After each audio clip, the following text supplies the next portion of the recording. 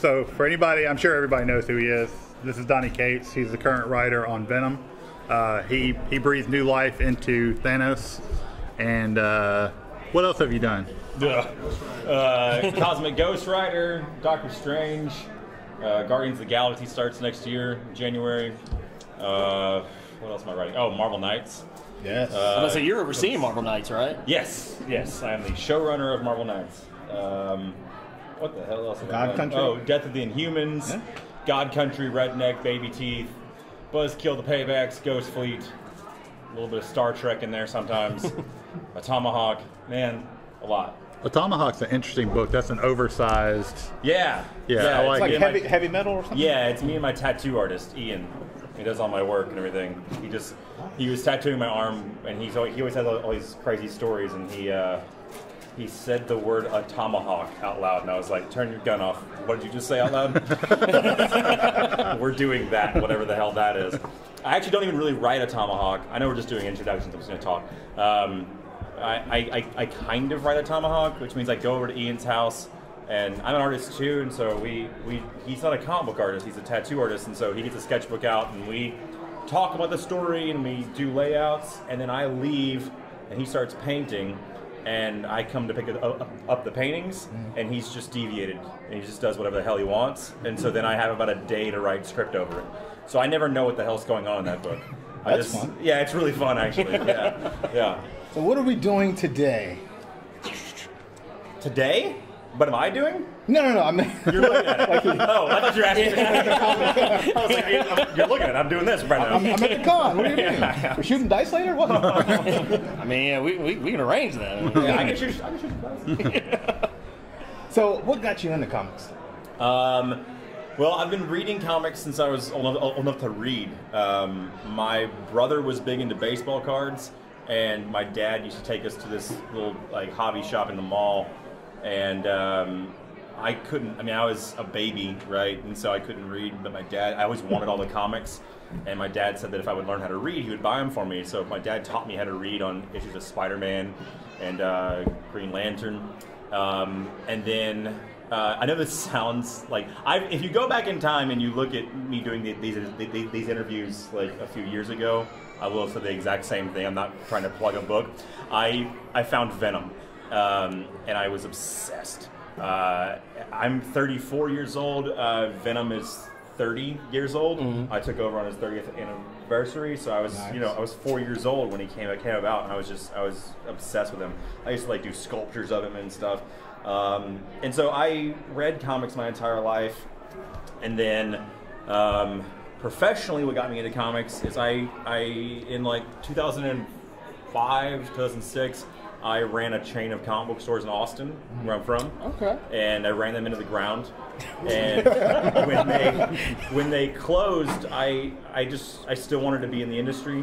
I had fallen in love with that side of things, And I'm a decent artist. I'm not as fast enough to actually do it, but so I enrolled in an art school in Savannah, Georgia, Savannah College of Art and Design, where you can actually get a master's degree in comics.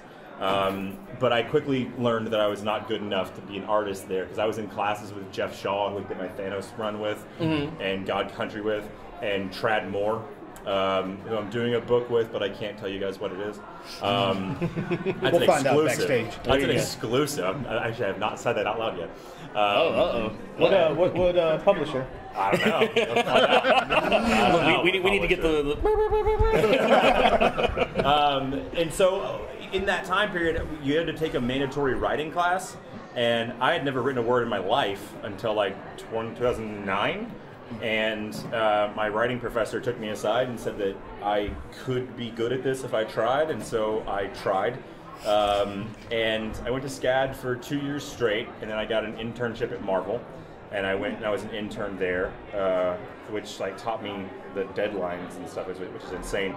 I wrote all the recaps for all your Marvel books, all the previously on X-Men. That was me. Wow. In fact, my first credit, which to this day no one has brought me this book to sign, so this is your homework. Tim Seeley wrote and drew a mini-series called Ant-Man and the Wasp. And the gag for the recap pages was that Eric O'Grady, the irredeemable Ant-Man, had stolen Hank Pym's notebook and had drawn stick figures and stuff in it, and those stick figures told the story. I drew those stick figures, and I wrote the recap page, and so because I did artwork for Marvel Comics, they had to credit me. And so I have a special thanks next to Stan Lee's name. But no one has ever brought me that book to sign. It's my first credit. What issue is that? Ant-Man the Wasp, issue 2, 3, and 4. Oh, wow. Yeah. So we need to find those. Yeah, I've never signed one. Go to your local comic shop tomorrow. I want to sign one so bad. Fan out, everybody. After I did that, after my internship, I went home back to Austin and started making little indie books, little ash cans, and went to comic book cons all over the country and tried to peddle my wares. And eventually I got one in front of the president of Dark Horse, who published it in Dark Horse Presents. I had 3 of those, and then I got Buzzkill, and then I got Ghost Fleet and Paybacks, and yeah. Awesome. Yeah. Yeah, so I think I read like 1 or 2 Paybacks, but like the big one that just like, man, who the hell is this guy, was when I was reading God Country. Yeah. That sword is ridiculous, like the talking sword or what. Valifax. Yeah. So you're writing the treatment for that? I'm writing the film right now, yeah. What if well, I guess it doesn't matter. If you were casting that, who would the grandfather be? I used to say John Goodman, but I feel like it would be cool, right? But like the more I think about it, it needs to be somebody who can fight and who could be a badass. And so actually lately I've been thinking about Denzel. Oh, Denzel could, because like you need somebody who can sell like the sad part of it when he's like going through the Alzheimer's, but can like switch on a dime and can be terrified, right? Okay. And Denzel's the perfect age range to be like a grandfather, but still kick ass. You know what I'm saying? So I think Denzel would be or who did somebody say earlier that would be good? Ron Perlman. I could see Ron, but I could definitely see Yeah. that. Yeah. Either one of those would be amazing. Right? Yeah. But I have no say in these things, so it's as much of a fan cast as anything else. The writers have no power or anything. Yeah, you're fan casting. It's worth noting. What about like? Are there any like aspects of God Country you think would be harder to translate than others, or things that you think might not like that you personally wouldn't think could translate over? I mean, a 12-foot tall talking swords. That's a start. No. That has to stay though. We have to keep I'm gonna try, man. I'm gonna try and make him talk. Yeah, I don't know, man. The hardest thing, I guess, is the voiceover. Because God Country is told from a distant ancestor of the Quinlans who's passing it down, right? And voiceover is just kind of tough to do in film. It can be perfect or it can be really hokey. It works better in a comic book, So I don't know. And then all the God stuff is going to be, because like the aesthetic of God Country has always been like No Country for Old Men meets like Guardians of the Galaxy, right? We'll see how well it translates. I'm gonna write it pretty much exactly how it is in the book, and see if anyone's gonna fuck it up, it's not gonna be me. There you go. So I'm just gonna write the book that I wrote again and see what they say. Yeah. That's the most important part. So you're heading up Marvel Knights. Yes. Are you excited for that? And what's going to be, I guess, the first one to drop, the premiere? Well, the Marvel Knights series that we're doing, MK20 is the secret code name for it. It's the 20th year. It's just a 6-issue series that I'm show running. I'm writing the first issue and the 6th issue, and I kind of wrote, I wrote everyone else's parts too. I outlined the entire story, and it's all my friends coming in and writing the issues in between. The first issue is very Daredevil centric because I'm in charge and I have first pick. Because right? And then the second issue is very Frank Castle, and the third issue is the second issue is Elektra, and the third issue is Frank Castle. The fourth issue is Black Panther. The fifth issue is more of a teen thing, and then my last issue is Bananas. Yeah, it's the last issue is one of the craziest things I've ever written. So you're kind of bringing back all the original Marvel Knights. It's a celebration of the original series. I mean, I was asked to do it by Joe Quesada, who called me on the phone and handed me the keys to his sports car, and I'm just going to destroy that car. as much as humanly possible. I mean, that's the Marvel Knights way, though, right? I mean, the Marvel Knights way. I mean, because like, if they had asked me to bring back the Max line or the Ultimate line, those lines have a very concrete through line of like what they are, right? But the Marvel Knights line doesn't really have that. The Marvel Knights line doesn't have like a special thing that it does, except that it was a bunch of lunatics who were just let off the leash, who were just like, just go and do whatever the hell you want. So Marvel fucked up because they gave me that same freedom. They didn't read Thanos wins. They didn't know you could turn up like that. So like, there's the problem kind of though is that at the time, you know, Marvel Knights is in canon. Like that stuff happened, right? Like Karen died in it, you know, and Mysterio blew his head off, whatever, you know. Frank Castle was an angel, although we don't talk about that. Yeah, I was kind of hoping you'd bring that back. I make a joke about it in the last issue of Cosmic Ghost Rider. He talks about how he was a demon and he was an angel once, but we don't talk about that. Which almost got cut, but I was like, no, it happened. Don't leave it in there. But it's crazy. The problem though is that when Marvel Knights first came about 20 years ago, they were in canon, right? But there also wasn't a Daredevil series that was running alongside it. So, like, I can't really cut Matt Murdock's arm off if I want to, because, like, my buddy who's writing Daredevil would be pissed off about that. But the scariest thing, though, is that I made that same joke to Tom Brevoort, and he was like, no, if you want to do something like that, then they'll just have to deal with it. And I was like, don't tell me that. Do not give me that power, because I will cut all of his arms off. Yeah. So it's been a weird lesson in restraint, which is a challenge for me, because if you've ever read my work, restraint is not my strong suit. So it's a weird one. It's also very street, right? And like a lot of my stuff is big and cosmic and like far out and magical and time travel and stuff. So writing a bunch of street characters and stuff has been a interesting learning curve for me. It's not really my wheelhouse necessarily, but I love Daredevil, so yeah, so it's been rad. Would you do me a favor? This is a separate question. Just Yeah, sure. Sure, yeah. Put some love on Luke Cage. He needs it. On Cage? I'll see what I can do, man. I was just at the last Marvel Summit about a week ago, and I know some Cage things. There's some love coming. Okay. Don't worry about it. Yeah. Now, quick question. Now, as far as like, because I've been reading your Venom run, and which has been amazing, by the way. And I've been noticing like there's callbacks to like some other works, like you did like some callbacks to Jason Aaron's Thor run, which I love, by the way. Oh yeah, it's phenomenal. And just the fact you called back some of those things, like stuff that seemed kind of like not necessarily unimportant, but things that were kind of like, okay, that's kind of a passing thing, and like you kind of came back and kind of fleshed it out more. Like do y'all like have this kind of like y'all sit down and talk like, hey, is it cool if I jump in on this or? Yeah, I mean that all kind of comes from me being just a huge fan of Thor, especially, and of Jason Aaron. I mean, Jason is the best writer in the business. I mean, it's as long as Jason is writing, we're all fighting for second place. I mean, that guy is phenomenal, dude.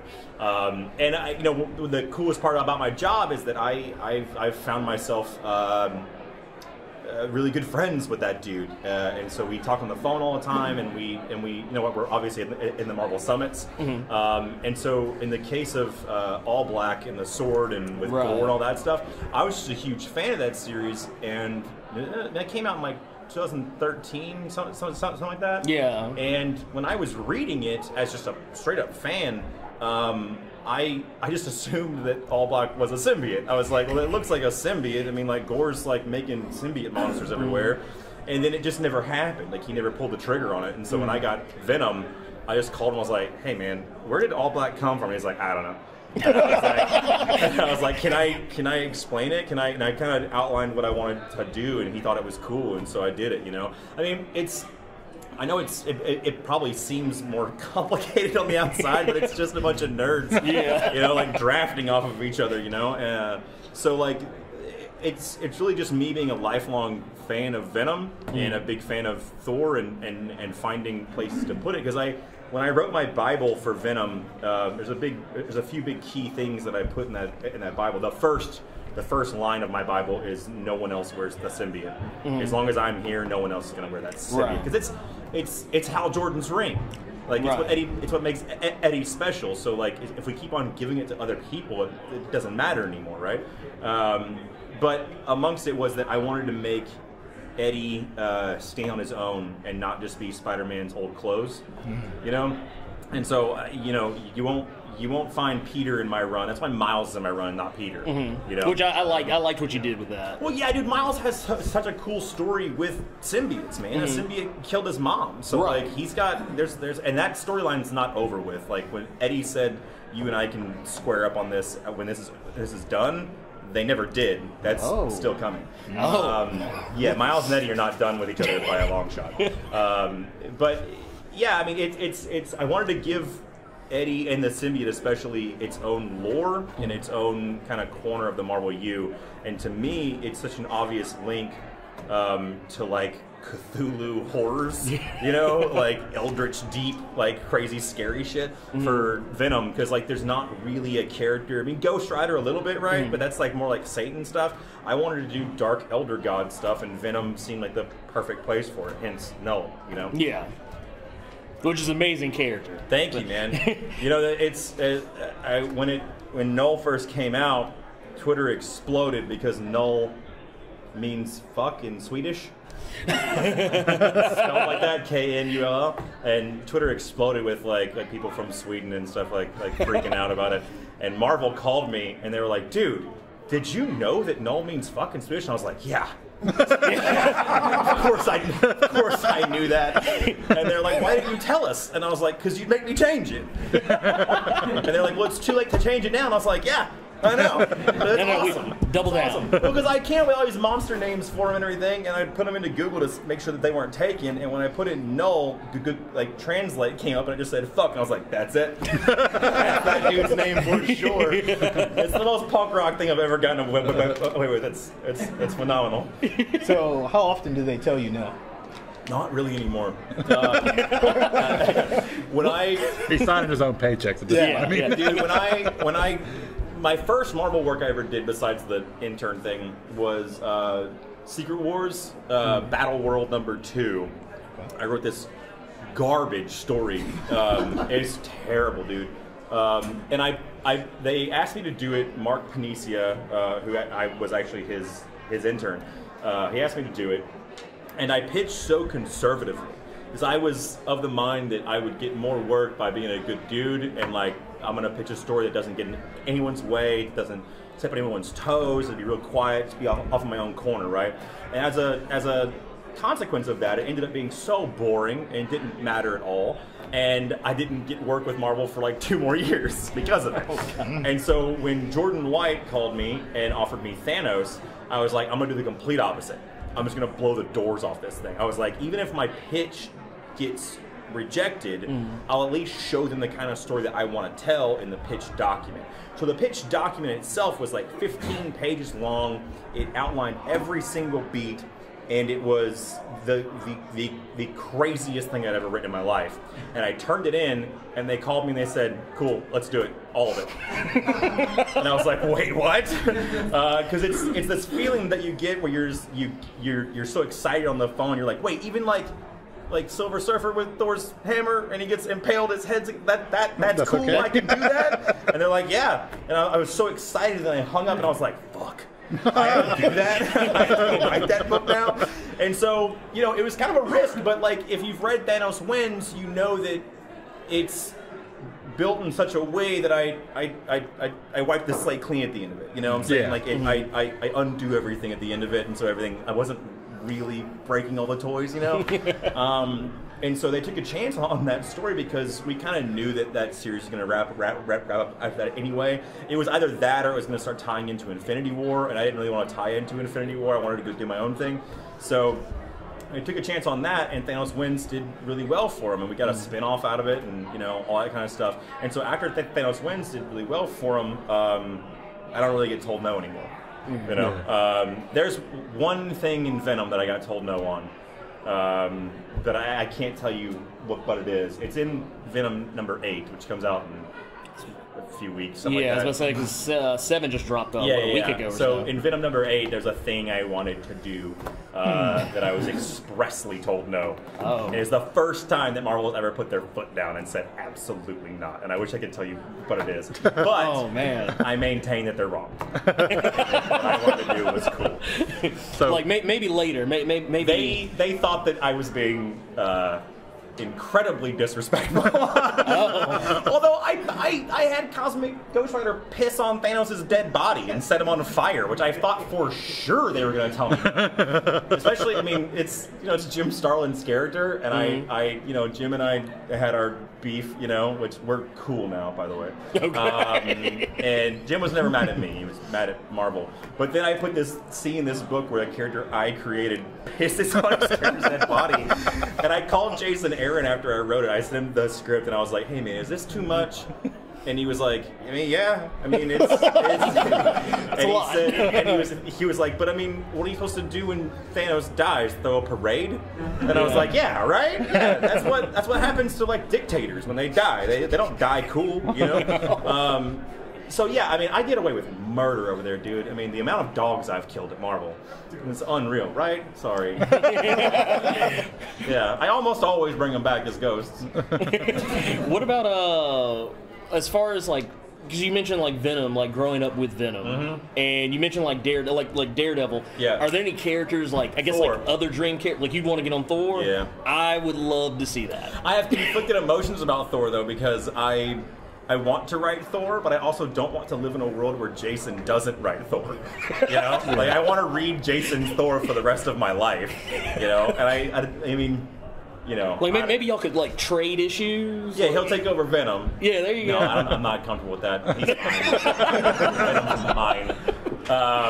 Yeah, I mean, Thor for sure, and I mean, me and every writer on the planet, Amazing Spider-Man. I mean, Peter Parker's my best friend on the planet, so I'd like to write Peter, because I've written Dark Spider-Man for so long now. Like I think, I mean, I wrote Spider-Man once in Doctor Strange, in my final issue where Peter talked to a spider, and so I really like Peter a lot. I'd like to do that, but it'd be, again, it's kind of, I write really mean books, and Peter's not mean, so I'd have to be really mean to him.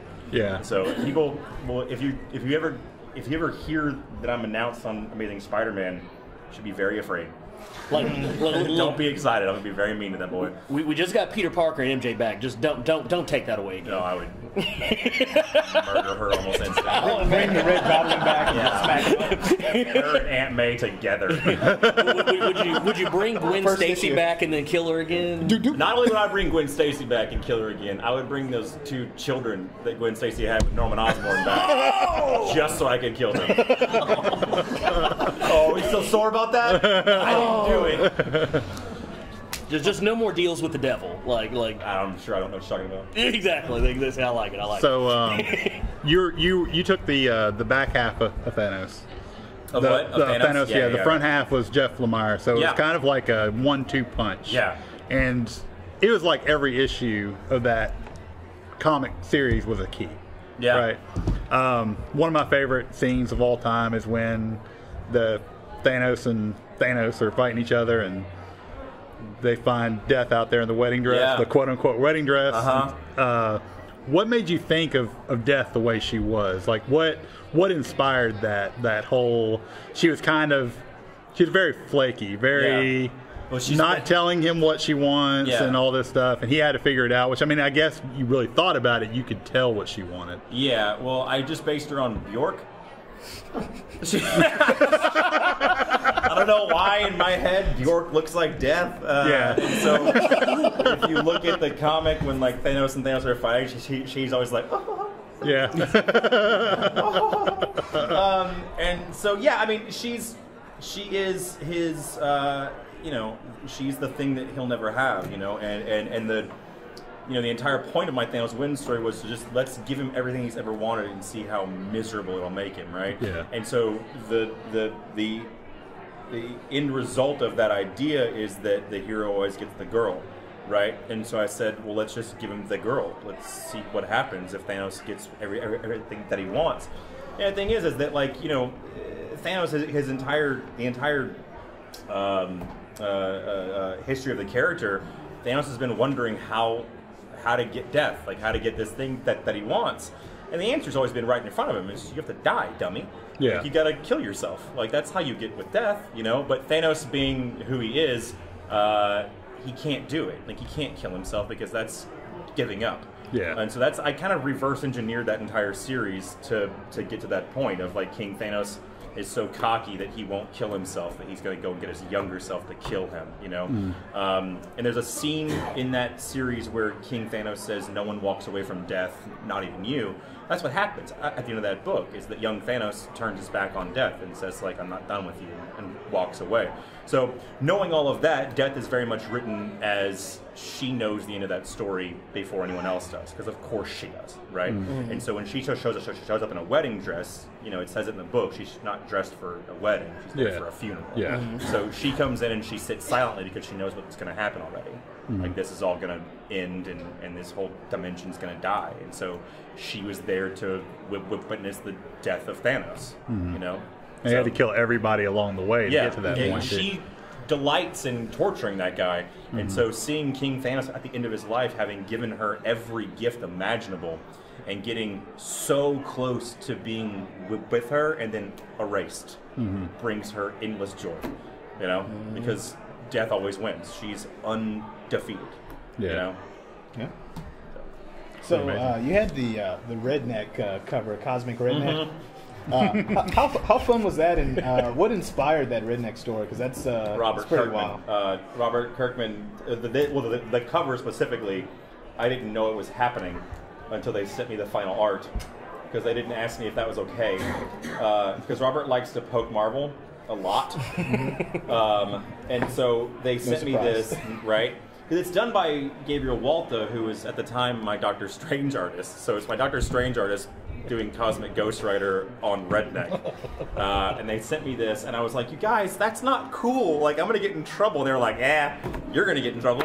And so I was freaked out, and so I sent it to Marvel, and I was like, hey, look, Kirkman, man, I don't know. And they thought it was hilarious. They didn't give a shit. That's awesome. Yeah, the series itself, Redneck, though, is, besides God Country, probably the most personal thing I've ever done. You know, I grew up in Texas, and anyone who's from Texas has a part of their family tree they'd probably rather saw off, you know? And mine is all in East Texas in a little town called Sulphur Springs, which is a real place. And my dad grew up there, right? And my dad's childhood was terrible. It was miserable. I mean, it was filled with the kind of people that you would probably typically associate with the word redneck in East Texas, right? And so when my dad and my mom had my brother and I, they made a decision that they were going to raise us in a environment of, like, art and culture and music, and get us away from the violence and the racist bullshit that my parents grew up with, you know? And so ultimately it's a family. What Redneck is about is a family that has evil in their blood that don't want to be monsters anymore, right? And JV and Bartlett are very much kind of stand-ins for my dad, because JV's greatest goal in life is that his children and his family don't go through the same shit that he went through. And it's just using, like, the greatest vampire stories are always metaphors for other things, for, you know, sex, or for family, or for desires or disease or addiction and stuff like that. And for me, it's very much, you know, about blood and about my family, and trying to beat down a better path for those who come after you and carry your own name, you know. So that being said, I'm very mean to those Bowmans. And shit's not going great at all for them. It's a rough time. It's a rough time, dude. It's not going to get better in the near future at all. This arc that we're in right now, when they're in Austin, sure seems like things are going real well right now. And anytime things are going really well in any of my books, you should be battening down. Things are about to get real rough in that book. That's true, because I remember in God Country where the grandfather, like, snapped on the granddaughter, and then he got better, and everything seemed like it was happy for about 5 seconds. Everything was gonna go real great forever. Grandpa! And then death showed up. It's like, I'm gonna have to kill you. For Valifex. Yeah. I don't do happy well. So are you in Redneck or Crazy, or are you in Baby Teeth? Or are you in any of the stories? I'm not in any of my books, actually. Redneck is actually made up of all my friends. So, like, every single character in this book is based off one of my best friends. JV's a real dude. It looks just like that, and that's his actual name. Bartlett looks just like that. I have a buddy named Seamus, Greg. I have a friend named Evil who looks just like that. I'm just a hack. I just, like, looked at my friends and were just like, you put them in books. Comic. But I'm not in any of my books. Am I in any of my books? I don't think so, man. I mean, Gabriel Walta kind of drew me in as Doctor Strange. Like, I kind of looked like Doctor Strange. At the time, my head was shaved and I had a beard, and so he just kind of drew me in as Doctor Strange. But no, I don't think so. I have a plan to put myself in a book, but that's super top secret. Yeah, there's one person in this room who knows that plan. My fiance Megan. Megan's the artist of Rock Stars. Okay. At Image, which is a dope book. You should. Okay. Nice. A little Image family. Yeah, Image family. Yeah. Hey, so man, we love Image over here. I don't know how I can ask this without it sounding bad. Is it easier to work for Image because you own everything? I mean, they're different sports, right? So like, there's pluses and minuses to both, right? At Marvel, you know, I don't own everything I write, but with that comes a little bit of, weirdly enough, freedom, right? And not freedom in like storytelling, but freedom in like, with Marvel books, I write a script, I turn it in, I'm done. Like, they send me the art and everything, and like technically I approve art and stuff, but that machine just rolls. Yeah. You know, and has been before me and will after me. At Image, man, like, you don't just turn a script in and you're done. I mean, you're involved in everything. Like, the workload on one Image book is equivalent to like doing 5 Marvel books. Wow. It's crazy because I mean, at Image you have all the freedom. Like, there's no one says no to anything. Like, there's not staff over there. Like, there's no editors or anything. You upload your own files. You do all your own marketing. I mean, you're doing everything, right? Oh, wow. You know, the plus side of that is you get to keep all the money, right? And you get to own the property, right? But you are doing a lot of work. And so, like, washing and drying the dishes. Yeah, dude, for real. And so I have 2 new Image books I'm going to launch next year. And I Can we hear those? No. One of them, Megan's going to draw. Nice. Keep it in the family. The most depressing thing that's ever been made. It is a stone cold bummer, that one. It's called Flood, I'll tell you that. It's horrific. So we'll be keeping an eye out for that. Is it quasi based on something that happened in real life, or? Yes, it is. Okay. But I can't talk about what that thing is. Oh, that's exciting. Yeah, and the other thing I'm doing is an Image book I'm doing with Jeff Shaw, who I did God Country with. We're going to go back to Image next year when he's done with Guardians of the Galaxy. But I only said to say, I mean, it is a massive workload. And so I'm going to have, the reason I've waited to do another Image book is I've been buried at Marvel in a great way. I say buried, but I mean, it's been a blast. And I've been writing a movie. You know, and so I have to kind of clear the film thing off my plate before I can do that again. So, ask you about those 2. So you also write for Aftershock. Yeah. Baby Teeth, Ritter, I think. Yeah, Sadie. Yeah, Sadie Ritter. Mm-hmm. Inspiration for that? Anybody you know in that story? Yeah, Sadie's probably the closest like proxy to who I am in real life. Like, the voice that I write her in is probably the closest thing to me, because I am a 16-year-old girl. Like, Bartlett's the hardest character to write. He's a 200-year-old vampire who's, like, wise. He's actually smarter than I am, which is a pain in the ass. But Sadie's just so easy to write and so comfortable to write because she's just so scared and she doesn't have any idea what's going on.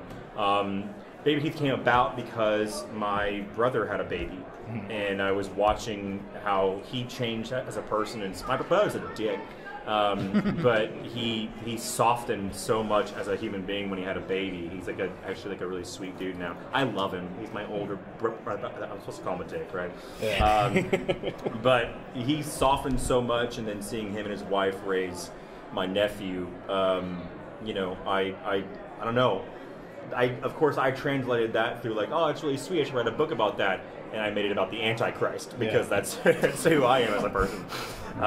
And so yeah, it's just about. I mean, ultimately, like, you know, it's weird when Redneck and Baby Teeth came out. People started calling them horror books. They started calling me a horror writer. I don't consider either of those books to be scary or horror books. They have vampires and the Antichrist in them, but like that's just using that stuff as a metaphor for other things, right? I mean. A lot of my books have to do with family, because that's a big deal for me. And yeah, I'm trying to think if there's anybody. Heather is one of my favorite characters to write because she's a sociopath with a heart of gold. That's always fun. What else is happening in that book? Oh, I just put Satan in it. Satan is fun. Satan finally made his appearance. He's going to be a really nice guy. He actually is a really good dude. Yeah, he's actually a really good dude. Yeah. It's the first pretty decent. Yeah, he doesn't like that name. His name is Satan. Oh, yeah, I guess. He goes by Satan. Speaking of that, because they picked up Bendis, how much would they have to pay you? Because they're going to listen. So how many millions to scoop you away? For DC? Mm-hmm. Well, so my first contract I signed with Marvel was for 2 years. And then Marvel re-upped me 11 months into it, and so I'm there for 5 more years under contract, you know. But how much of this can I talk about? When word got out that Marvel was offering to re-up me, DC reached out. And actually, I was in my meeting with Legendary, signing my God Country deal, and they said, hey, have you been downstairs? And I was like, no, what's downstairs? And they're like, DC is downstairs. And I was like, what? I had no idea I was in the same building as DC. I swear to God, Marvel Comics, I didn't know I was in the same building. And so I texted the only editor I know over there, really, Jamie Rich, and I was like, hey, I'm upstairs. Can I come downstairs and like see the office? And he was like, yeah. And so again, mind you, this is a completely unplanned thing. I was just there on a whim. I went downstairs and Jamie gave me a tour of the office. And then he was like, hey, if you have a second, you want to step in here? And I went into this room, and it was Bob Harris, the Dio, Jim Lee, who's like all the big higher-ups, and they closed the door. I was like, shit. I'm in a negotiation. Shit. Taking my accounts to South Beach. Like a contract just shows up. They're like, how about You're this? not far off. I was. The offer was made in that room, and it was nice, powerful. Not only monetarily, but the characters they wanted me to write were crazy. And I heard them out, and I thought about it for a really long time. And then I went across the street and told Marvel what their offer was. And long story short, I signed up for 5 more years. So basically, Marvel went in and put a ring on it for 5 more years. Yeah. Put some respect on your name. Yeah, exactly. Ultimately, you know, it came down to, you know, I wasn't done at Marvel, man. I still have stories in me, man. There's characters I haven't explored yet. I mean, I haven't been there for a year yet, you know. That's insane. Which, by the way, has been a good year. It's been a pretty good year. I haven't been there for a year yet, and I still have stories I want to tell, and I still have, like, and all my friends are there, and that's a big deal. You know, Scotty Young is there, Matt's there, Jason is there. Like, all my best friends in comics are at Marvel. And, you know, Tom King and Scott and Brian are over there, you know. But the bench is deeper at DC. You know, at Marvel, when Brian left, I shot up that ladder, you know, real quick, and if I went over to DC, I'd be starting way back at the bottom, you know, and I don't know that I need to compete with Brian. I mean, Brian's last retreat was my first retreat, and he left about a week after that, and I called him, I was like, hey man, I didn't mean to scare you. You know, you don't have to run away, dog. No, we kind of all knew he was going. But Brian was a mentor and still is, you know. But I don't know that I need to compete on the same bench with Brian. You know, especially now because they have Grant over there now. I mean, God Almighty, they have Scott, and they have Tom, and they have Brian, they have Grant. Like, I'll stay over here. I'll stay over here where I get some spotlight. They're coming in 5 years. I know, even more powerfully. Oh, but you know, yeah. I mean, that's the thing is that like DC's not going anywhere. My name is DC. You know, so I have the DC logo tattooed on my shoulder. But when I was like 18, that's not DC. It's my name. It's Donny Cates DC. Don't be mad, Marvel. Marvel's not thrilled about that tattoo. We got to get that out of the promotional shot. DC is very thrilled about it. But the thing is that like, you know, Batman's not going anywhere. I'm not going anywhere. You know, I'll get there eventually. So. You got the legendary script. Probably need to see if anybody wants to ask any questions real quick. Yeah. Does anybody in the crowd have any questions for her? Who would be, like, metaphorically, if you were to go to DC, like, who would be... Batman. Come on. No hesitation. The three biggest comic book publishers are Marvel, DC, and Batman. I would mess with Green Lantern. I have a story in my back pocket for that.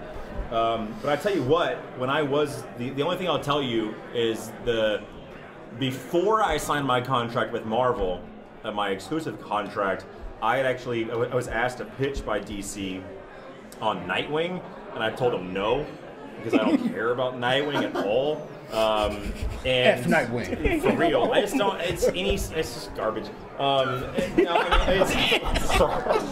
that. Dude, shots fired. I just not, you know, just diet Batman. It's fine. And so I told them that, and they were like, well, what do you want to pitch on? And I was like, Constantine. And so I pitched and had a Constantine story greenlit, and I started work on it, and then Marvel offered me my exclusive, and I took it, and I had to scrap it. But I have the craziest Constantine story that I still want to do someday. Basically, Constantine ruins the DCU by sheer, like, assholishness. Yeah, we need that story. What's the deal? Feel free to leak that. No, I can't. Get a pseudonym or something. How much would we collectively have to pay you to get that? Yeah. We're going to start a Kickstarter today. If we're negotiating, I got a figure in mind for it. I'll tell you what, though, my dream, though, at DC, besides Batman, is I would like to relaunch the Authority. I really like to. I feel like I get my hands on the Authority, I'd cause some trouble. Yeah. You know? Oh yeah. Yeah. Do you think you do anything with what is it, Hitman? Hitman? Yeah. Man, I don't know. I haven't really read that much. It's Innocent McCrae, right? Yeah. Right. He's got kind of like some mystical stuff going on, if I'm not mistaken. I'd make him the Ghost Rider. Yeah. So make him a Herald of Galactus. He's just the Punisher, right? The Herald of Dark Side. Yeah. Stolen. So anybody else got anything? What's your involvement with Relay? Oh, so Relay was a book at Aftershock. When I first started before I started on Baby Teeth, Aftershock asked me to adapt this Philip K. Dick short story that had come into public domain, and I did so. I wrote like a 10-page kind of treatment for what I would do for it, and then Baby Teeth came out and did very well for them, and they wanted me to write Relay, and I just didn't have time. I was doing Marvel stuff and I was doing everything else, and so I brought in Zach Thompson, who I consider to be a very talented guy, and Zach is using my outline, but really, I mean, to be perfectly frank, my name shouldn't be on that book, because Zach has made it his own, and it's like deviated in such awesome ways from the thing that I'm doing, and it really is somewhat of a disservice to Zach to have my name on that book, because it really should be his book. So the quick answer is nothing. I don't do anything in that book. Yeah. Questions? If Frank Castle wouldn't have been the Cosmic Ghost Rider, who else would you have in mind? No one. And you know what? People seem to. There's a conspiracy theory going around for a while, because you want me to say Deadpool, right? A lot of people thought. Yeah. I didn't, I'm not that cheap, dude. that was a big twist. I'm quicker than Put you that guys. right there. I like that. I like that. Dude, I understand that. I get it. But Deadpool like, hater over Yeah. here. dude, yeah. Big time. Well done, Deadpool hater. Oh I my mean, goodness. Everyone thought that it was Deadpool, and I'm so happy that they did because it was such a sweet diversion from the truth, you know? And we very much purposely made his balloons look like that to steer away. But I mean, from his first appearance, my man is wearing a giant skull on his chest. Like he's wearing a giant skull on his chest in the first appearance. I was like, surely they'll notice that. Nope. And so no, but it was always Frank. It was always supposed to have a cup of tea, Frank. Right, like a lot of people are comparing Frank to Wade Wilson. Did you get any from Wade Wilson? No, I based them on Bill Burr, the comedian. That's awesome. Yeah, I thought that Frank Castle. I know there's a lot of Punisher fans who are very mad at me. Not this one. But Not at all. look, man, 1,000 years alone, going insane with a spirit, like a demon inside of you, and then cosmic powers will make anybody sound like a lunatic. And Deadpool didn't invent crazy.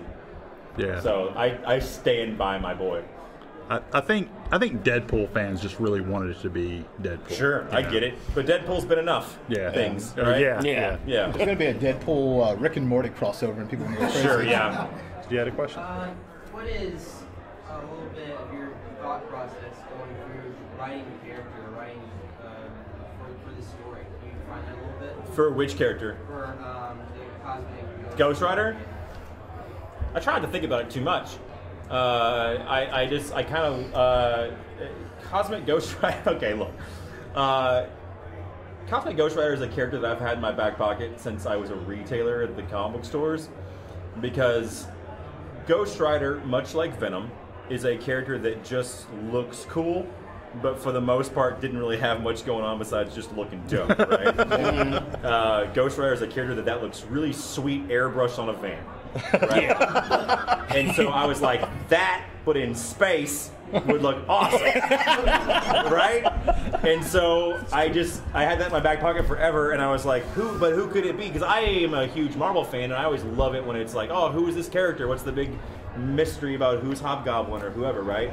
And so I was like, well, who loves vengeance more than Frank Castle? And so I kind of reverse engineered it from there and kind of got to the King Thanos of it all. And I really I had that character in my back pocket forever. And then when I got Thanos, I knew that I needed a character to travel back in time and come and grab him, right? And I was like, who could that be? Could that be a member of the Black Order or something like that? And then I was like, oh fuck, I have that character. And so I just put him in, thinking for sure that Marvel would be like, what are you doing? You can't do that. And they did. And I remember in the issue, I don't know what issue it is. Is it this issue? Is it issue 15? It has his origin story? 15. I think so. Right? You guys know better than I do. That's great. Yeah, it is. No, it's not. Was it 14, 15 or something? 14, 15, something like that. Yeah. That issue... 14, I sorry. remember, because I wrote this entire series before the first issue came out. I hustled through it. And I remember in the script for that origin story, I put a note at the bottom of that script where I said, hey, Jordan, if this gets popular, I have an idea for a spinoff of just this character. And Jordan wrote me back and was just like, calm down, we'll see. He's a funny character, but we'll see. And then it exploded. Like, people loved that character. And so I got to do my kill baby Thanos story, which I just did so I could punch a baby in the face of all the comics. I really thought it was going to happen. What? That he was going to kill baby thing. You think you thought so? Well, Yeah. it's not over yet.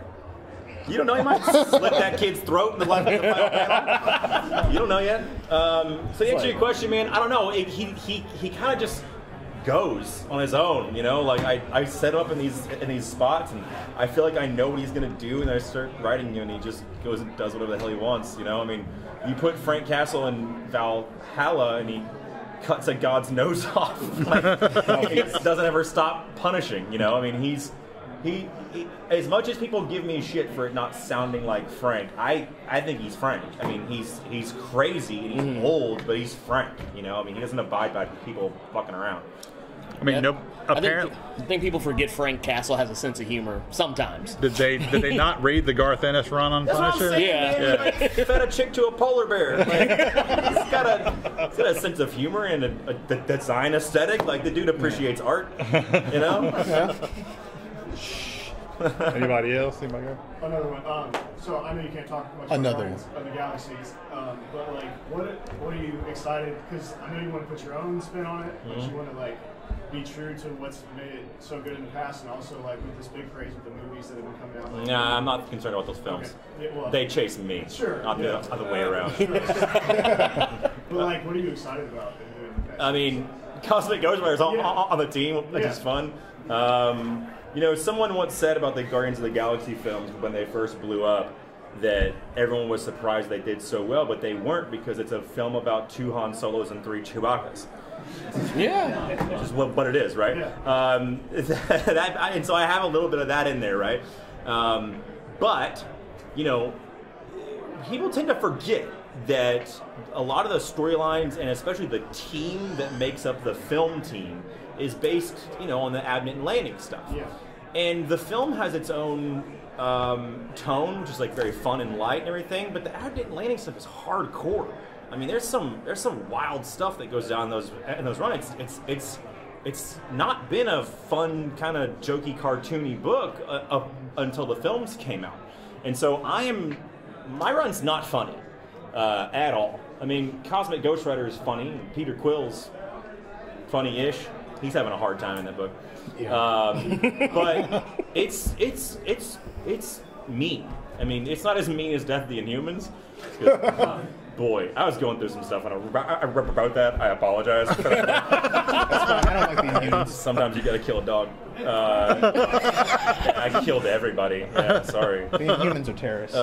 They're terrorists. Yeah. And Yeah. they're slave traders. They're not good people. No. So, Guardians of the Galaxy is brutal. But that's what I love about space, about the cosmic Marvel stuff, is the scope is massive and you can do these huge things. It's very much, in a lot of ways, a spiritual sequel to my Thanos series. It's picking up on some stuff there, even though Thanos is dead. It's that same kind of tone. What can I say about that series? You'll notice that Rocket is not on my lineup. I would start paying attention to where the hell Rocket is. And then Beta Ray Bill's on my team, which is dope. Love Beta Ray Bill. I can't say who else on my team. I will say it's we keep on throwing around the Authority as a tone thing, like where it's big widescreen action, and it's the craziest action set piece that I've ever done in a book. Jeff Shaw is my artist on it, and we did God Country together, and Paybacks, and Buzzkill, and Thanos Wins. And I've never thrown anything at Jeff that he's blinked at as far as like drawings. And he called me after he read the first issue and he was like, "Man, fuck you." You serious with this?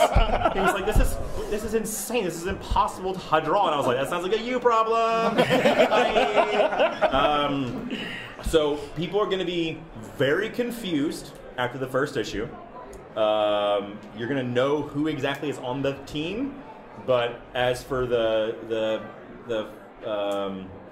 as for what happens to a bunch of, I can't say anything else. I can't say. Sounds like a key issue already. It is. I'd pay attention to that first issue. You heard it here first. Yeah. Yeah. Questions? Do you still like Reactor? Because you haven't brought it up. Reactor? Yeah. Yeah, I do. It's just not done yet. Yeah. You know. We met in April and you signed up. Yeah. It's been a long time, right? Yeah. What can I say about that? So Reactor's a sequel to a book I did called Interceptor at Heavy Metal, which we finally got the rights back and we're going to do the trade of. And then Reactor is a 4-issue series of which 3 issues have come out, and the last issue hasn't come out for reasons. It's been done for a while. It's all drawn. It's all done. But there's just some, sometimes things get weird legally. I wish I could go into it, and it'll come out someday. I promise. But it's been done for a while. Yeah.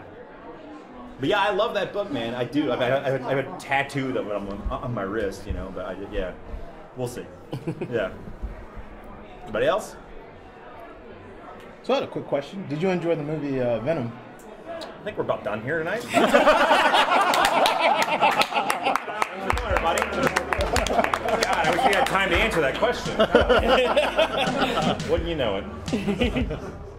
If you enjoyed this video, Hulk smash that like button. And if you want to see more awesome videos like this one, make sure you click subscribe so you can become one of Earth's mightiest subscribers and tap that bell so you know when I post up. And if you want to become one of Earth's mightiest patrons as well, swing on over by patreon.com/Blerd Without Fear. And if you chuck in a buck, you can get some exclusive content. And if you don't want to become one of Earth's mightiest patrons, that's fine too. Hey, all I ask is that you like this video and share it with your friends. And who knows, maybe they'll become some of Earth's mightiest subscribers too. Anyways, thank you for taking the time to watch this video, and while you're here, go ahead and check out some of these other videos I got floating around here. But until next time, Plus Ultra!